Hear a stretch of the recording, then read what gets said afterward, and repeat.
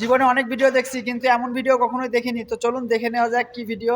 আল্লাহর কসম, আমার মৃত মা বাবার কসম করে বলছি, পবিত্র কোরআনে হাত রেখে, যে আমার এমপির ভাতাটুকু আমি আবারও আপনাদেরকে এই প্রতি অসহায় দুটি থানার মধ্যে আমি দিয়ে বিতরণ করে দিয়ে একটু দোয়া করুন, পাশে থাকুন। আওয়ামী লীগ, জামাত, বিএনপি, জাসদ, বাসদ, এনসিপি সবাই আমার ভাই, সবাইকে আমি ভালোবাসি, কারোর সাথে আমার দ্বিমত নাই, প্রত্যেকের জন্য দোয়া করি। কিন্তু আওয়ামী লীগ, বিএনপি, জাসদ, এনসিপি কেউ যদি এই একটা আসন নাও পায়, ওনাদের কিচ্ছু আসে যায় না, তারা সংস্কার গঠন করতে পারবে। কিন্তু আমি যদি একটা আসন পাই, বাংলাদেশের সকল বেয়ারিশ মানুষ জিতে যাবে। বাংলাদেশের সকল রিক্সাওয়ালা, ভ্যান গাড়িওয়ালা, ঠেলা গাড়িওয়ালা, তাদের একজন প্রতিনিধি, সকল প্রবাসী ভাই, আপনাদের মনের কথা বলার জন্য একটা মানুষ অন্তত এই মহান সংসদে দাঁড়িয়ে কথা বলতে পারবে।